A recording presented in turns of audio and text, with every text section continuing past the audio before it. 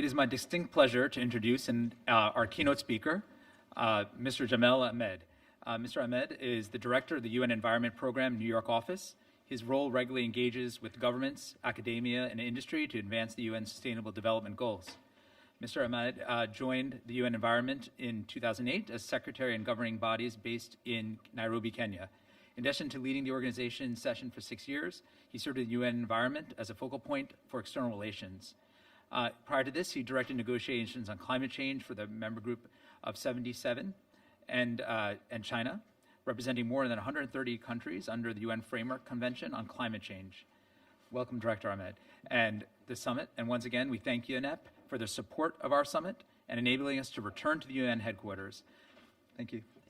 I'm also thrilled to welcome Clara Kells, Chief of Outreach and Engagement at the United Nations Global Compact, UNGC, which UNFCU is a member, and is the world's largest corporate sustainability initiative. The UN Global Compact aims to accelerate the private sector action and prevent the worst impacts of the climate crisis. I'm sure that in monitoring the Q&A, Claire will be asking the Director for his thoughts on how credit unions must lead and leverage their resources and networks to tackle the many challenges of our time. For her part, Claire has been instrumental in developing the UN Global Compact participant engagement model and ensuring the UN Global Compact translates ideas into practical, valuable initiatives to help businesses further their sustainability impact. Over to you, Director, and for your intervention, and what can we expect at the 27th United UN Climate Conference, more commonly referred to as the Conference of Parties of the UN FCCC, or the COP27, and how businesses can speed up emissions reductions, adjust to the effects of climate change, and ensure a just transition to a greener economy. Thank you very much, and good morning again. It's a pleasure to be here with you all on this important event and this important subject. United Nations Environment Program, as you all know, is the lead UN agency working on the environmental front in the UN family. Our main task is to keep the world environment under review and produce scientific assessments which will help policy making at the larger scale in the world, including on climate change, including on biodiversity loss, and all other related environmental problems. Environmental problems are multidimensional and very complex, so climate is just a more evident manifestation of the larger planetary crisis that we are faced with today. So I would thank the organization to give me this opportunity to talk to you today. This year, Environment Program, UN Environment Program completed the 50 years of our establishment. It was in 1972 that this organization was established, and we are the first UN body which was headquartered in developing countries. So our headquarters is based in Kenya. Since then, there's one more organization, our sister agency called UN Habitat, which is also headquartered in Kenya. So just to give you context of where the organization comes from before jumping into the presentation. We also host a big network of scientific bodies, research institutions across the world. You must have heard of the IPCC, International Intergovernmental Panel on Climate Change, which produces scientific reports every year before the COP meetings in various parts of the world. And in that context, we have helped evolve a very elaborate architecture of environmental institutions, research institutions, and governing bodies, which includes several multilateral environmental agreements, the one on climate change, the one on biodiversity, the one on desertification. And all these are geared to address the planetary crisis that we face today. Our production model is linear. Our development paradigm depends on producing more and more.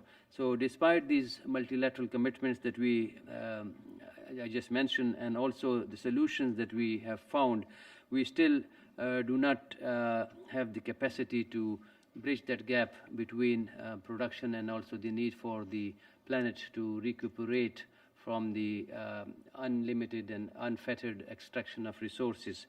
At UNEP and within the UN system, we are working to help embedding science and the policy goal into decision-making, also into the financial sector, to transform the financial sector to align itself with the goals of the multilateral environmental agreements, and also with the goals of the 2030 agenda, the 17 SDGs that you see. They are all interlinked, and they all would need big financial support, big financial help in a way to facilitate the implementation of it, especially by the developing countries. So these goals, as you can see, they are not a tool, but they are a tool, not an end in that sense, because the ultimate end is to achieve sustainable development across the world. And one of the pillars of the SDG success, as I said, will be that the financial sector steps in big way and help the journey for sustainable development in a very holistic manner. There is a big gap for financing, and that gap needs to be filled through alignment of all available resources, whether private and public, for this work. Our own financial work relates to what we call the UN Financial Initiative, which I'll come to later. But here, just to give you these 3 points, when we established the sustainability framework for banking, for insurance, for investment to catalyze integration of sustainability into the financial sector. More than 5,000 investors all over the world have now, which have cumulative assets of 120 trillion, which is 1/4 of the world insurance, are working with us to integrate ESG considerations and factors into decision making under what we call the principles of responsible investments and the principles of sustainable insurance. Other than that, we have a voluntary policy and regulatory initiatives which are strengthening transparency and accountability in sustainable finance, as well as the understanding of climate and nature-based risks and opportunities. So we also convene these UN alliances, which represent about $80 trillion in banking, in insurance, and investment portfolios to align this with the net zero emissions by the year 2050. This is a rather complicated slide of the strategy, the UNEP Financial Initiative strategy that we have, which is aimed to help financial institutions to develop practical approaches to setting and implementing targets in areas including greenhouse gas emissions, financing nature, sustainable consumption and production, and financial inclusion to address the inequality in line with the SDGs. So our main tools are, and we'll go to the next slide, the main tools that we have, as I just mentioned, the principles of responsible banking, which with engagement workshops, webinars, technical assistance, and peer-to-peer exchanges, which focus on target setting. And this set of principles provide the much-needed framework for the sustainable banking system on the future and enable the banking industry to demonstrate how it makes a positive contribution, how it can make a positive contribution to the society. These principal guidelines have been developed by a core group of 30 banks, but now from 5 countries, and are designed to guide any bank, whatever its starting point, to align its business strategy with the society's goals. Now over 300 signatory banks represent almost half of the global banking industry. These principles are the world's foremost sustainable banking framework. Through the principles, banks take action to align their core strategy, decision-making, lending, and investment with the UN Sustainable Development Goals and international agreements such as the Paris Climate Agreement. Then we have the principles of sustainable insurance, which was launched in 2012 at the UN Conference on Sustainable Development. The UNEP FI Principles for Sustainable Development, which we call the principles PSI, Sustainable Insurance, serve as a global framework for insurance industry. I think it's the next slide, please. No, back to that, I think, sorry. So, the principles of sustainable insurance serve as a global framework for insurance industry, and this initiative is the largest collaborative initiative between the UN and the insurance industry. Sustainable insurance is a strategic approach where all activities in the insurance value chain, including interaction with stakeholders, are done in a responsible and forward-looking way by identifying, assessing, managing, and monitoring risks and opportunities associated with environmental, social, and governance issues. And sustainable insurance also aims to reduce risk, develop innovative solutions, improve business performance, and contribute to environmental, social, and economic stability. Now we can move to the next slide. So the role of credit unions in this.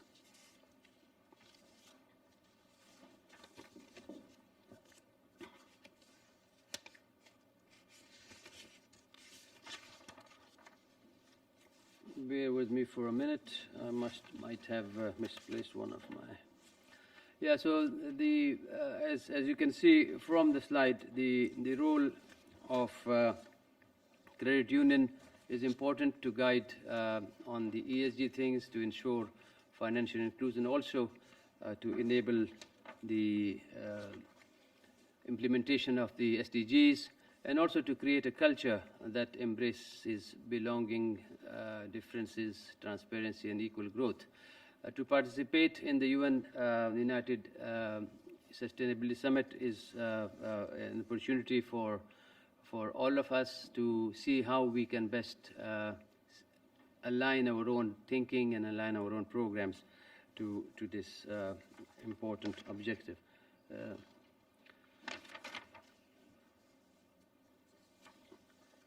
The use of SDGs, as I just mentioned, caters to credit unions in a big way. It illustrates the fit across 4 pillars, which is equitable access, economic empowerment, healthy environment, and strong communities, and participation and inclusion. The use of SDGs will also link easily to the tangible and operational examples. For example, in credit unions, financial literacy is an imperative to manage a credit union's risk profile, but also to counter low levels of financial literacy, high personal debt, and bankruptcy. This has direct links to SDG 4, which works on quality education, and also SDG 8, which relates to work and economic growth, decent work and economic growth. The indirect links to other SDGs can also be identified. As I said, all SDGs are interlinked. So if one SDG is successful, it will have a good effect on the others. If one SDG fails, it will have a negative effect on the rest. So with that link, with that connections between the SDGs, the work of credit unions on financial security and financial stability, economic growth, and quality education, whether that is in the financial sector, is important for the rest of the SDGs also. The UNFCU, I don't need to say, was founded, the network was founded in 2018, and we are happy to work with this network, which provides a platform for engagement on climate resiliency and socio-economic equality.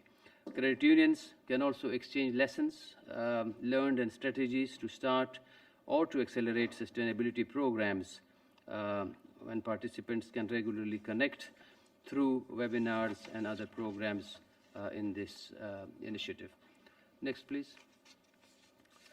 We, as I mentioned in the beginning, we produce scientific assessments which help the policymakers in coming to sound policy decisions. Every year, before the COP meetings, we produce 2 reports. One of them is called the Emission Gap Report. The Emission Gap Report looks at the current state of emissions across the world, and then the gap between what is the target and what is on actual ground is identified with policy options. The 13th edition of this report was released just last month, and it's a testimony that inadequate action on global climate crisis is compounding the issues. It is a call for a rapid transformation of societies. Since the 26th COP meeting last year in Glasgow, there have been very limited progress in reducing the gap, the emission gap for 2030. The gap between these emissions and the targets is challenging the entire development agenda. The global greenhouse gas emissions, meanwhile, have continued to grow in the past 10 years at a very fast pace, but the rate was slowed down, comparatively slowed down in the previous decade for some reasons, automatically some work by member states also, and then COVID also played a big role in reducing emissions for a short while. But now we are back to where we were. Between 2010 and 19, average annual growth was 1.1% per year, compared to 2.6% the year between 2000 and 2009. 35 countries account for about 10% of the global emissions, but their reductions have been overweighted by global emissions elsewhere. Top 7 emitters are US, China, the EU, 27 countries in the EU, India, Indonesia, Brazil, and the Russian Federation, plus the international transport, the transport of airplanes and ships, which account for 55% of the greenhouse gas emission in the world. Collectively, the G20 countries, who are the major economies, are responsible for about close to 75% of the global greenhouse gas emissions alone. Per capita emission, there's a great difference you can see in the figure. The US comes on the top with about 14 gigaton per person, and then you have other countries which are following there. So the COP27 is currently ongoing in Sharm el-Sheikh in Egypt.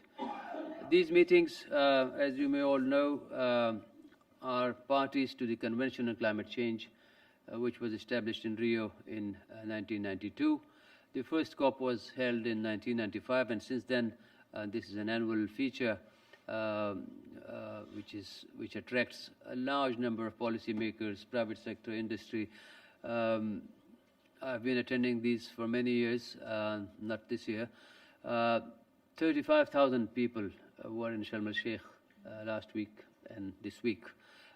These include activists, civil society people, industry, leaders, indigenous groups, students, governments, ministers, head of states, so everybody who have a little concern about the climate, about environment, about the planet, and anybody who has a role to play, they converge in these conclaves every year. Ideally, they should have been the place to take definitive decisions, but due to complications that we all know, these meetings continue on the track of negotiations that is within the framework of the convention, but they also provide a space for decision making on the margins. So most of these important decisions that we have heard in the last few years, for example, the coalition to reduce dependence on gas and oil, the coalition for coal, for others, these are forums and platforms which are working on the sidelines or on in complementary tracks, to the COPs, where important decisions are taken, where commitments are made. One of the major challenge to climate implementation, to climate goals, is the capacity building and funding. So that is under discussion in Sharm el-Sheikh. In addition to that, as you can see from the slide, there are targets on adoption, on adaptation, on pollution, on sustainable consumption and agriculture practices. All that comes into this. Side by side, we will have next month another COP, which will be the Conference of Parties for the Convention on Biological Diversity. This was supposed to be in China last year, but because of COVID, it has now been moved to Montreal, which is the seat of the Secretariat of this conference. And here also, this conference will look at how we need to protect nature, how we need to protect biodiversity from further deterioration. Finance for biodiversity and alignment of financial flows with nature to drive finances towards sustainable investment and away from environmentally harmful ones is also one of the agenda item on this. This will be an important event to look for. UNEP Financial Initiative specifically aims to facilitate contribution from financial institutions to the protection and restoration of biodiversity. So we will be working closely in these COPs for this objective. The COP in Montreal will adopt the global biodiversity framework for the next many years. We had another framework in Aichi which was adopted some years ago. Unfortunately, that framework did not achieve much in terms of implementation and much in terms of achieving its targets. So this is another opportunity to work on this. The work on the climate finance refers to our local, national and transitional financing, which may be drawn from public, from private and alternative sources of financing. As I just mentioned, climate finance will be critical to addressing the climate change because large-scale investments are required to significantly reduce emissions, notably in the sectors that emit large quantities of greenhouse gases. Climate finance is equally important for adaptation, for which significant financial resources will be required to allow societies and economies to adapt to the adverse effects and reduce the impact of climate change. UNEP's work on climate finance is systematic and two-pronged. Through the Finance Initiative, UNEP focuses on supporting private sector, financial institutions and banks, etc., and also which ultimately work and take all necessary measures to fully align the portfolios. We also work with governments to help improve the accessibility of developing countries to financial assets and financial resources. So with these few remarks, I thank you all. I hope it landed well in the context of your discussions here, but I'll be happy to respond to any questions. I'm not a financial expert, so forgive me for any missing gaps. Thank you so much, Director Ahmad, especially for highlighting the need for more ambitious action and commitments needed at COP27. And those are goals which the UN Global Compact supports wholeheartedly as well. Yet, of course, as you noted, promises are no longer enough. Stakeholders must be accountable for following through to ensure that we make progress on net zero by the middle of the century. So at COP27, countries are expected to show how they are planning to implement their climate plans, whether using new technologies, transitioning to renewables, energy efficiency and other practices. It's a major focus on mitigation, reducing or preventing emissions. From where do you see the biggest impact coming?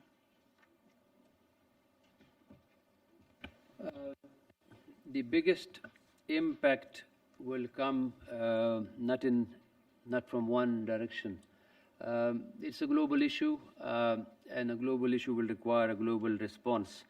So mitigation is important in the sense that the very problem was created because of greenhouse gas emissions. Greenhouse gas emissions, scientists tell us, are important for keeping a balance on the planet. If there were no greenhouse gases, we would have frozen to death. But the greenhouse gases in excess, which are the result of our development paradigm, which produces so much of heat, energy, consumes resources, and then the CO2 emissions. Over the last 40 years, these emissions have accumulated. So we have to find a way not only to reduce those, but to prevent further generation of harmful greenhouse gas emissions. For that, mitigation is important. And for that, the developed economy has a big role to play to convert their economic paradigm to a more greener, sustainable architecture system where the greenhouse gas emissions are less, where they have less dependence on fossil fuel, where they have more dependence on renewables and energy efficiency. So all these things are important, and in this context, the role of banks and the role of insurance and financial industry rightly comes in to facilitate the access of countries to renewable technology, to green technology, to create opportunities for green jobs, and also to help others who are producing less greenhouse gases but who are impacted more. The Global South has traditionally contributed less than 3% to the global greenhouse gases, but they are the most vulnerable. They are at the front line of a battle which they didn't start. So in that sense, both mitigation and adaptation are to be given equal emphasis and equal focus and equal importance if we are to meet the challenges of climate change. Fantastic, thank you. You've touched on some, several very key points there, especially around the need for support to the developing world, indeed where the effects are most devastating. Can you talk maybe a little bit more about how some of the G20 countries or the top emitters might help the most vulnerable nations and businesses, the most vulnerable communities to overcome these severe impacts on climate change? So the G20, as I mentioned in my presentation, are responsible for most of the emissions, almost 75% of the greenhouse gas emission, then the transport sector. These countries definitely are ready and willing to work with the rest in producing solutions, technological solutions, financial solutions, and also policy regimes which can implement these technological solutions. They are meeting currently already in Bali, in Indonesia. And the big question that remains is that how their willingness can be translated into action, immediate, quick action, because this Deputy Secretary General was speaking to some people, the press Deputy Secretary General of the UN, Amina Mohammed was speaking to press in Sharm el-Sheikh the other day, and she said, we have had so many commitments and pledges, but no or little action. So how to translate these commitments and pledges into action? If you look at the history of COPs, we have seen a series of commitments, but then when you look at the situation, it tells another story. So the G77 definitely, the G20 definitely have a big role, and we hope that they will come up with policy options and solutions which can help address this problem.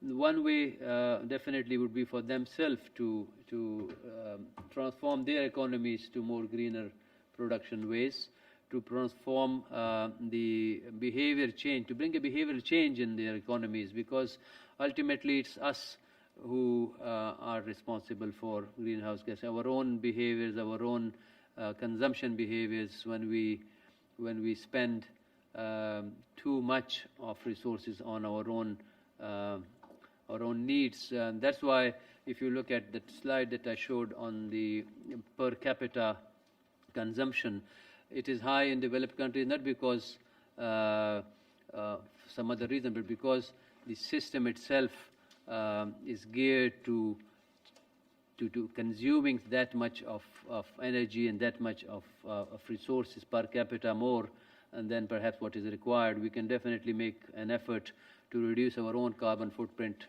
whether in daily life here as a consumer, as a banker, as a diplomat, or as an entrepreneur, and that will then drop by drop contribute to a bigger effort.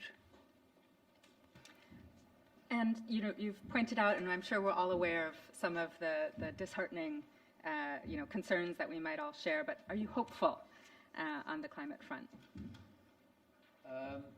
I think I've been in this for a long time, and to be frank, I think I cannot afford to be pessimistic, because this is not an issue which we can wash away by saying that either I'm optimistic or I'm pessimistic. this climate change or environmental degradation poses a serious existential threat to all of us, and especially to our future generations. We have borrowed from them. We have borrowed from our kids. So we need to make way for that, so that they can also live at least as decent a life as we, the generation before us, have lived. So pessimism has no room here. We are disappointed. All of us have reasons to be disappointed that we have not moved with the same pace, in the same way that we should have. But that doesn't allow us to give up hope. Very well said, and certainly gives us something to think about that we can take home from this conference. And indeed, the Secretary General and others are calling on us for action, and some of the tools that are created by the UN Global Compact and UNEP together, like the Principles for Responsible Investment and other frameworks to help business reduce their emissions and set science-based targets, are here to help you. So, thank you so much again, Director Ahmad. I'm not sure if we have time for questions from the audience. So looking at the moderator? No? Okay. Maybe another day, or we'll be around. But again, thank you so much for answering these questions and your enlightening responses. Of course, credit unions are assembled here to demonstrate their unity in this effort, and it's great to see such leadership from United in Sustainability. Obviously, it's more important than ever to take action on the SDGs, and for business to take action on the SDGs and reduce their own carbon emissions and work with partners. To that end, again, I encourage you to visit the websites of both UNEP and the UN Global Compact for some of these tools and resources. Like our tool to help companies set a science-based target and reduce their own carbon emissions, or the SDG Action Manager, which takes a much more cross-cutting look. So thank you for allowing me to slip in some of those tools from the Global Compact. But again, thank you, Director Ahmad.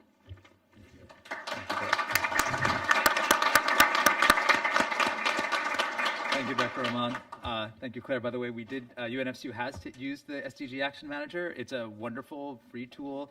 Private tool, really takes a broad look at the SDGs, and it's a wonderful tool. I think is available for everybody, and I think is really enlightening for us, because even an organization like us who felt we were doing a lot holistically, it really gave us a way to take a broad look across all the SDGs.